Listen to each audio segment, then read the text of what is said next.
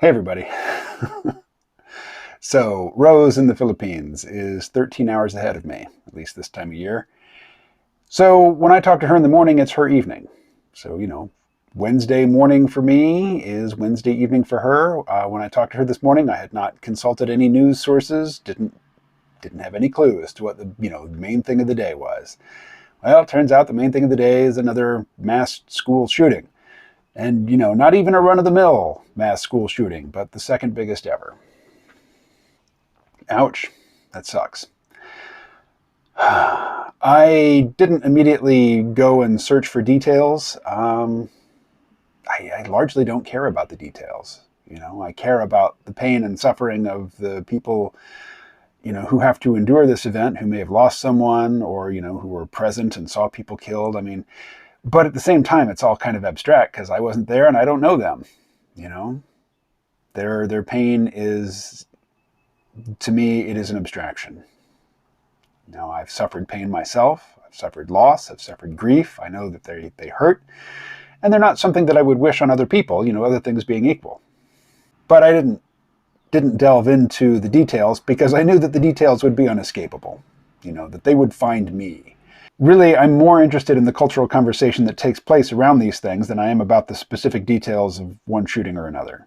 So I went to Twitter, and of course, and I wouldn't expect anything else really, but things do change gradually over time. But everybody is being opportunistic and crass, and everybody thinks that because they are correct, they're morally correct in their position, that their opportunism isn't crass. It's just being righteous.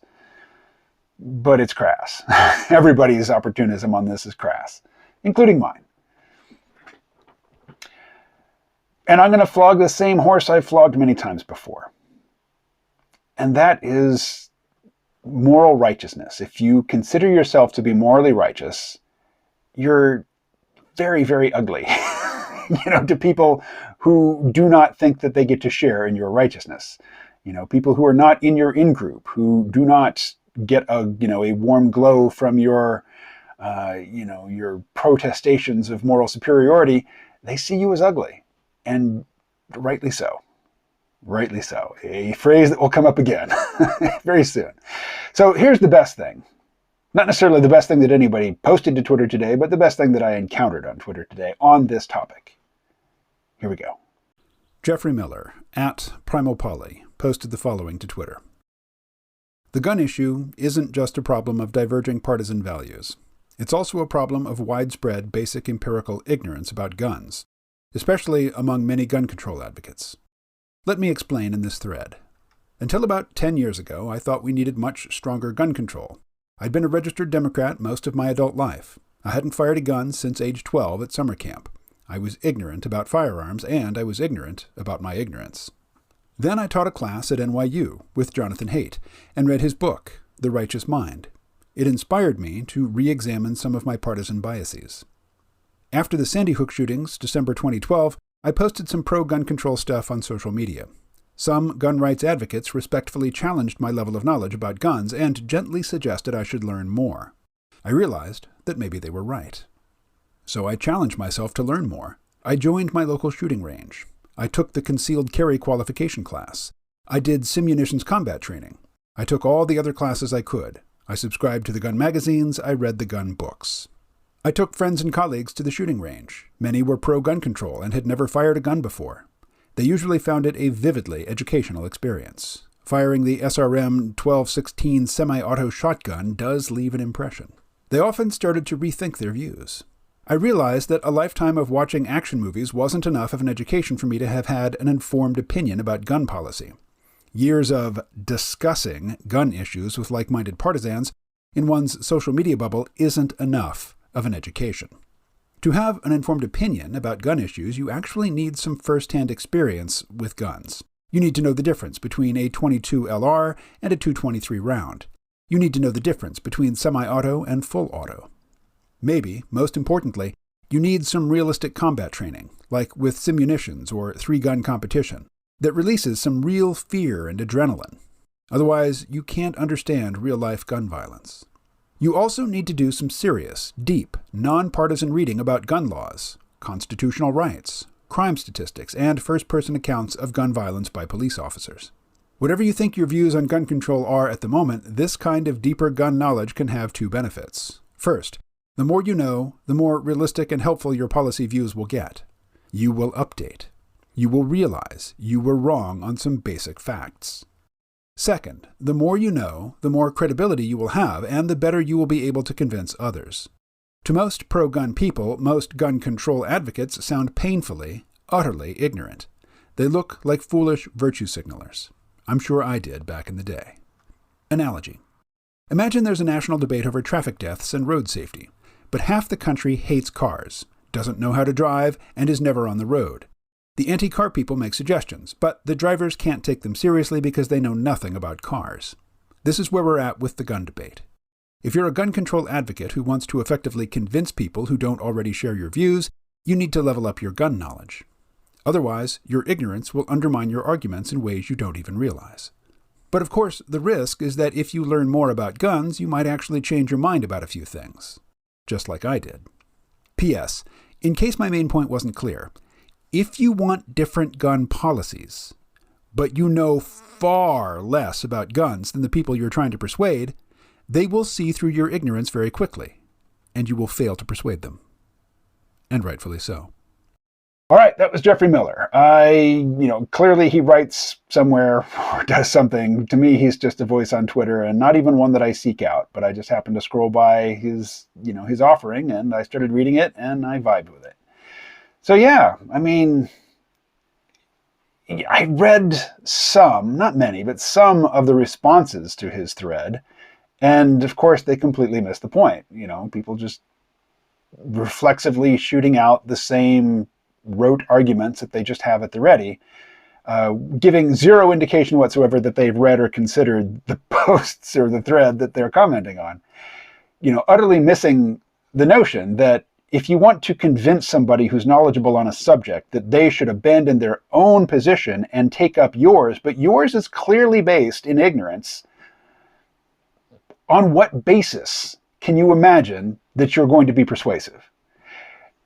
Now, you probably understand at some level that you don't really want to persuade people who don't already agree with you. What you want is to get people who already agreed with you to think highly of you for articulating their viewpoint for them.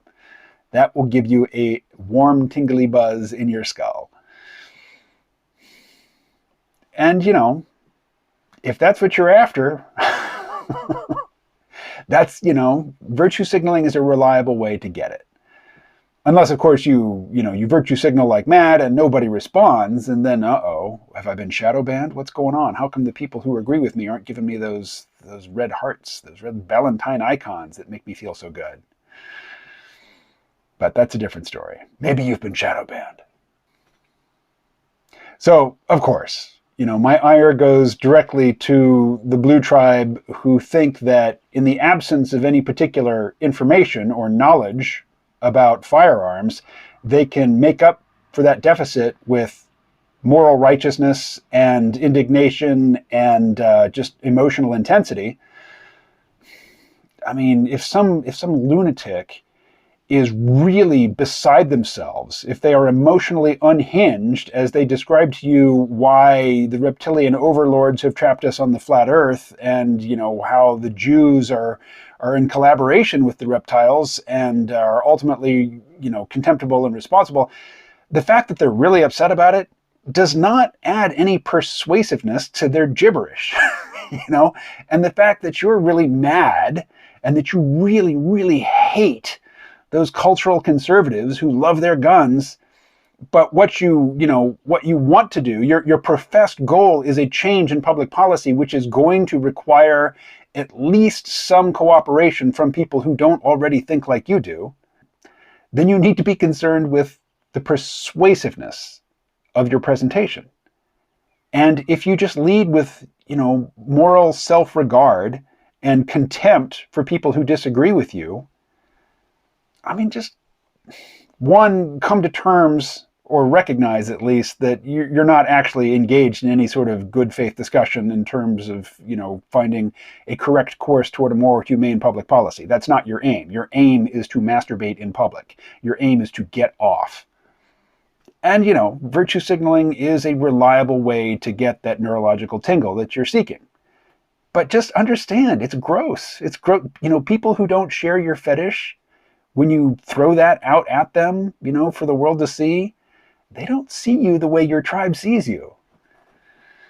So, okay, there's my usual castigation of the blue tribe and their moral self-regard.